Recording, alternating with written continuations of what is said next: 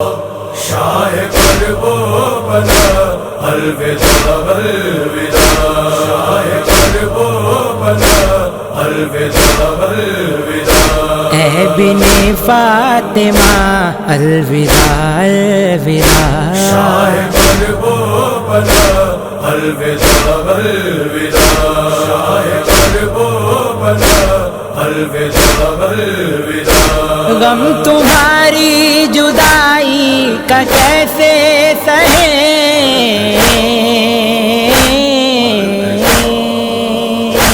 الوداع ہم تمہیں کس طرح سے کہیں، روح دین خدا الوداع الوداع، شاہ کربو بنا الوداع الوداع، شاہ کربو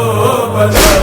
الوداع الوداع۔ رات دن روئے ہم تم کو مولا گے،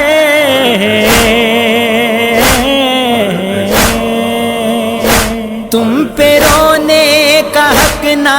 شہ بحر و بر،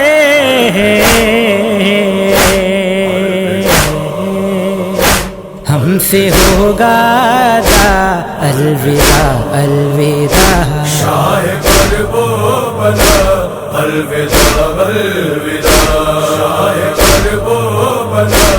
الوداع الوداع۔ جو ہے مقبول ایسی ہے یہ بندگی،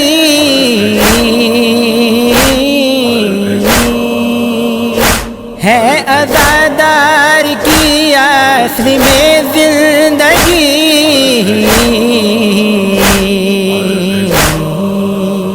یہ تمہاری ادا الوداع الوداع، شاہ کربو بنا الوداع الوداع، شاہ کربو بنا الوداع الوداع۔ جو ہے حق اس طرح غم منا نہ سکے،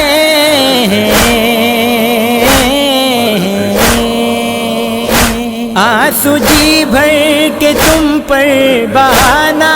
سکے،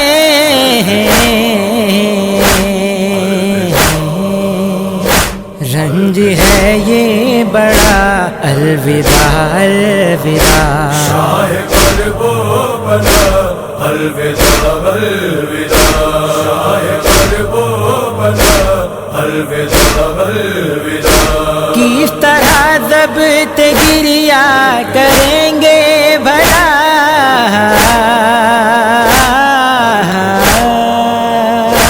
جس گھڑی ہم بڑھائیں گے شاہ ہودا،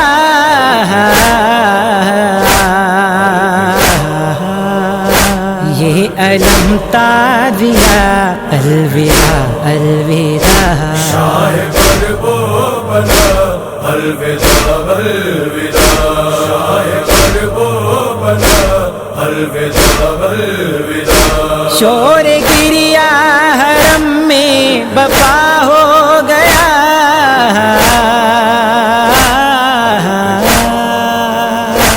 عصر کے وقت جب آ کے شہ نے کہا،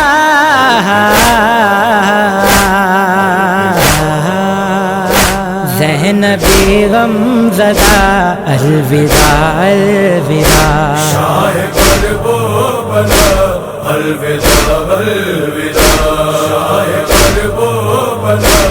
الوداع الوداع۔ ہم کو اگلے برس مولا توفیق دے،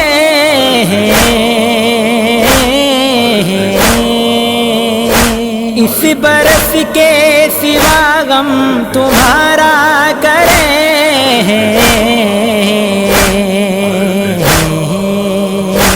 ہے ہماری دعا الوداع الوداع، شاہ کربو بنا الوداع الوداع، شاہ کربو بنا الوداع الوداع۔ الوداعی یہ نوحہ جو تو نے لکھا،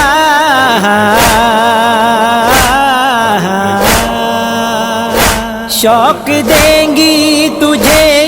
اس کا بہتر صلہ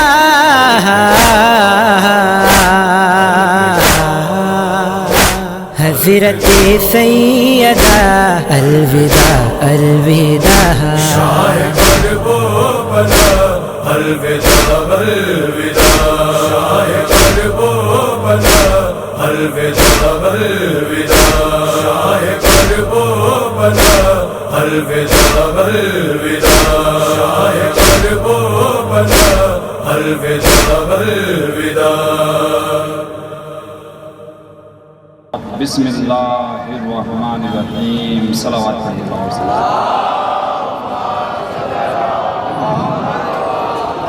سب سے پہلے تو میں تمام جملہ مومنین کا شکر گزار ہوں اور باہر سے آنے والے ماتمی دستے کا شکر گزار ہوں کہ جو ہماری نحیف سے آواز پر لبیک کہتے ہوئے ہمارے پروگرام میں حاضر ہوئے، اور ساتھ ہی ساتھ میں اپنے پولیس محکمے کا شکر گزار ہوں کہ جو ہمارے ماتمی دستے کے ساتھ ساتھ زحمتیں اٹھا کر کے اس کی حفاظت کر رہے ہیں۔ آئیے ہمیں بس زیادہ ٹائم نہیں دوں گا، 5 سے 7 منٹ آپ کی زحمت دینا چاہوں گا۔ بہرحال یہ جو ہمارا پروگرام ہے ہمیں بتانا ہے کہ ہم اس پروگرام کو کیوں مناتے ہیں اور کس کی یاد میں ہم یہ پروگرام مناتے ہیں، کس کی یاد میں ہم ماتم کرتے ہیں اور کیوں کرتے ہیں۔ فیضان محترم دیکھیے، آپ حضرات نے سنا ہوگا کہ علامہ اقبال کی ایک نظم ہے جو ہم 15 اگست میں بھی اس کو پڑھتے ہیں، 26 جنوری میں بھی پڑھتے ہیں، اور بچہ بچہ ہر انسان اس نظم کو پڑھتا ہے۔ وہ کون سی نظم ہے؟ اس کا عنوان ہے، ایک مصرع ہے کہ سارے جہاں سے اچھا ہندوستان ہمارا۔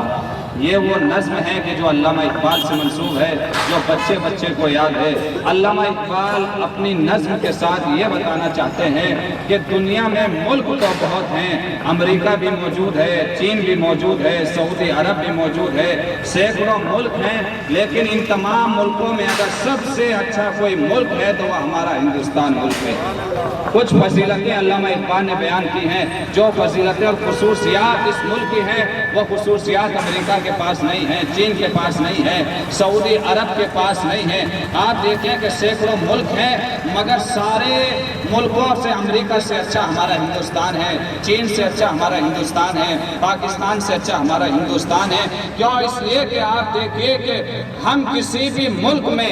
اتنے اچھے انداز سے کھل کر کے عزاداری نہیں کر سکتے کہ جتنے اچھے انداز سے ہم اپنے ملک میں عزاداری کرتے ہیں۔ آپ دیکھیے کہ کتنے 50 ملک ہیں کہ جن کا جھنڈا بھی اسلامی ہے، جن کے چہرے بھی اسلامی ہیں، جن کے بادشاہ بھی اسلامی ہیں، مگر جتنی کھل کے عزاداری ہم یہاں ہندوستان میں کرتے ہیں، اتنی کھل کر کے کوئی بھی کسی بھی ملک میں عزاداری نہیں کی جاتی۔ تو عزیزان محترم، یہ ہندوستان ہے کہ جہاں پر صرف مسلمان نہیں ہیں بلکہ بہت سے دھرم کے ماننے والے لوگ اس ہندوستان میں زندگی گزار رہے ہیں۔ جہاں پر مسلمان زندگی گزار رہے ہیں وہیں پر ہمارے ہندو بھائی بھی اس ملک کے اندر ہیں، سکھ بھی اس ملک کے اندر ہیں، اور ہر قوم اور مذہب اور فرقے اور دھرم سے تعلق رکھنے والا انسان اپنے فرقے کو، اپنے مذہب کو، اپنے دھرم کو بہت اچھے طریقے سے فالو کرتا ہے۔ اس کے اوپر کوئی روک نہیں ہے، اس کے اوپر کوئی ٹوک نہیں ہے۔ تو لہٰذا جتنے اچھے انداز سے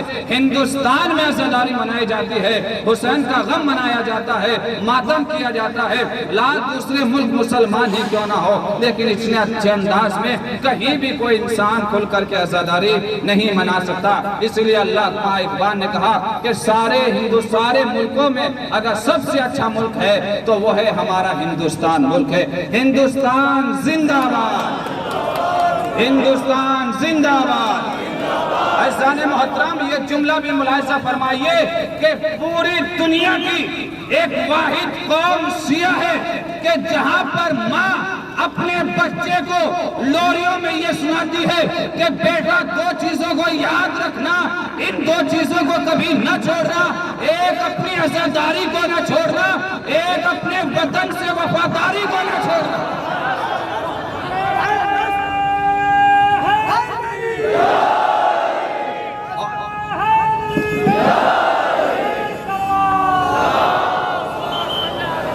کبھی بھی عزاداری کو غم حسین کو نہ چھوڑنا، کبھی بھی ہندوستان کی وفاداری کو نہ چھوڑنا، اور کیوں نہ ہماری مائیں ہمیں لوریوں میں سنائے، کیونکہ اس مذہب کے جو بانی ہیں حضرت محمد عربی کے جو مدینے میں عراق میں مدینے میں سعودی عرب میں پیدا ہوئے، انہوں نے دنیا سے جاتے جاتے تمام مسلمانوں کو نہیں بلکہ پوری دنیا کی انسانیت کو یہ پیغام بتا دیا کہ مذہب کے پیغام دے دیا کہ وطن سے محبت ایمان کا حصہ ہے، وطن سے محبت ایمان کا حصہ ہے۔ یہ ہمارے محمد عربی ہے جنہوں نے بتایا کہ ہمیشہ اپنے وطن کے وفادار رہیے، کیونکہ یہ وطن کی محبت ہے، یہ ہمارے ایمان کا حصہ ہے، ہمارے ایمان کا جز ہے۔ عزیزان محترم، آپ کو میں یہ بتلا دینا چاہتا ہوں کہ امام حسین نے کربلا کے میدان میں 3 دن کی بھوک و پیاس کے ساتھ کیوں قربانی پیش کی۔ آپ توجہ فرمائیے کہ امام حسین نے کربلا کے میدان میں صرف دین کو بچانے کے لیے قربانی نہیں دی ہے، صرف اور صرف اسلام کو بچانے کے لیے قربانی نہیں دی ہے، صرف اور صرف قرآن کو بچانے کے لیے قربانی نہیں دی ہے، نہ ہاں اسلام کو بچانے کے ساتھ ساتھ انسانیت کو بچانے کے لیے حسین نے قربانی دی ہے۔ جہاں پر اسلام کے لیے قرآن، جہاں پر اسلام کے لیے، قرآن کے لیے، دین کے لیے، مذہب کے لیے قربانی حسین نے دی ہے، وہیں پر پوری انسانیت کو بچانے کے لیے امام حسین نے کربلا کے میدان میں قربانی دی ہے۔ آپ دیکھیے کہ ہندوستان سے امام حسین کا رشتہ بہت پرانا تھا کہ جب امام حسین نے مدینے سے رخصت اختیار کی اور مدینے کو چھوڑا، اور چھوڑنے کے بعد جب آپ عراق کی سرزمین پر پہنچنے کے بعد آپ نے کیا کہا کہ آپ نے کہا کہ تم میرا راستہ چھوڑ دو، میں تمہاری سرحدوں سے کہیں دور ہندوستان جانا چاہتا ہوں جہاں مسلمان تو نہیں مگر انسان رہتے ہیں۔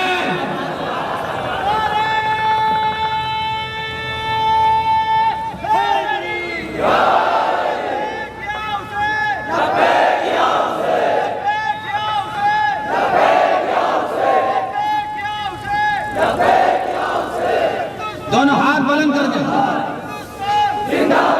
ہندوستان، ہندوستان، نعرہ حیدری۔ آپ دیکھیں کہ میں تمہاری سرحدوں سے دور کہیں ہند جانا چاہتا ہوں جہاں مسلمان تو نہیں مگر انسان رہتے ہیں، جس کی سرزمین سے، جس کی ہوا سے وفا کی بو آتی ہے۔ تو یہ امام حسین ہندوستان میں ایک امام حسین نے یہ نہیں کہا میں چین جانا چاہتا ہوں، سعودی عرب جانا چاہتا ہوں، میں امریکہ جانا چاہتا ہوں، ہندوستان آنا چاہتا ہوں، اس لیے کہ ہندوستان کی ہوا میں وفا کی خوشبو بسی ہوئی ہے۔ آپ دیکھیے کہ ہندوستان آنا چاہتا ہوں، اور امام حسین کا اس سرزمین سے بہت گہرا رشتہ ہے۔ دیکھیں ایران کا ایک بادشاہ تھا، اس کی 2 بیٹیاں تھیں، ایک کا نام مہربانو تھا، ایک کا نام شہربانو تھا۔ مہربانو بڑی بیٹی تھی، شہربانو چھوٹی بیٹی تھی۔ مہربانو کی شادی ہندوستان کے بادشاہ چندرگپت سے ہوئی، شہربانو کی شادی امام حسین سے ہوئی، اور جب امام حسین رخصت ہو کر کے کربلا پہنچے، جیسے ہی چندرگپت کو امام حسین کے بارے میں معلوم ہوا، انہوں نے اپنے وطن کو چھوڑا ہے شہادت کے لیے، قربانی کے لیے، وہ کربلا آ گئے ہیں۔ انہوں نے ایک اپنے لشکر کو بھیجا حسین کی مدد کے لیے، لیکن جب یہ لشکر کربلا میں پہنچا تو اس وقت امام حسین شہید ہو چکے تھے، اس وقت امام حسین شہید ہو چکے تھے۔ تو ہندوستان نے اس وقت بھی حسین کی مدد کی ہے، اور آج ہندوستان ہم تمام شیعوں کی مدد کرتا ہے، اور ہماری حفاظت کے لیے پولیس دستہ یہاں پر موجود ہے جو ایک عزادار کی حفاظت کے لیے آیا ہوا ہے۔ لیکن ہاں عزاداروں کہ یہ ہندوستان امام حسین کو پہچانیے کہ یہی کہ مہاتما گاندھی یہ کہتے ہوئے نظر آتے ہیں کہ اگر میں نے درس انقلاب لیا ہے تو کربلا سے لیا ہے، میں نے اگر قربانی کا جذبہ اور انقلاب کا جذبہ، یہ احتجاج کا جذبہ اگر میں نے حاصل کیا ہے تو حسین سے حاصل کیا ہے۔ جب لاکھوں کے مقابل میں 72 کامیاب ہو سکتے ہیں تو میں مہاتما گاندھی کیوں کہیں کامیاب نہیں ہو سکتا؟ انگریزوں کے مقابل میں تو یہ جذبہ جو مہاتما گاندھی کو ملا ہے، یہ حوصلہ جو مہاتما گاندھی کو ملا ہے، یہ احتجاج کا جو حوصلہ مہاتما گاندھی کو ملا ہے، وہ حسین سے ملا ہے، وہ 72 سے ملا ہے، وہ کربلا والوں سے ملا ہے۔ ہاں عزیزانو، لیکن امام حسین نے نہ صرف اسلام کو بچایا بلکہ کربلا میں اپنے پورے گھر کو قربان کر دیا، اپنے آغوش کے بالوں کو قربان کر دیا، مگر قیامت تک کے لیے انسانیت کو بچا دیا۔ لیکن میں مسائل نہیں پڑھوں گا بلکہ ایک نقطے کی طرف، ایک گوشے کی طرف میں آپ کو متوجہ کرنا چاہتا ہوں۔ آپ توجہ فرمائیے کہ دیکھیے، کسی بھی مذہب کے اندر، کسی بھی قوم کے اندر، کسی بھی دھرم کے اندر 6 مہینے کا بچہ گناہگار نہیں ہوتا، خطاوار نہیں ہوتا۔ امام حسین اصغر کو لے کر کے آئے ہیں، لیکن امام حسین نے کہا کہ لو میں تمہاری نگاہ میں خطا کار ہوں، لیکن اصغر تو خطا کار نہیں ہے۔ مگر یزیدی دستے نے، یزیدی لشکر نے حسین کی 6 مہینے کے بچے کو پانی نہیں پلایا بلکہ اس بچے کو قتل کر دیا۔ دیکھیں امام حسین نے کربلا کے میدان میں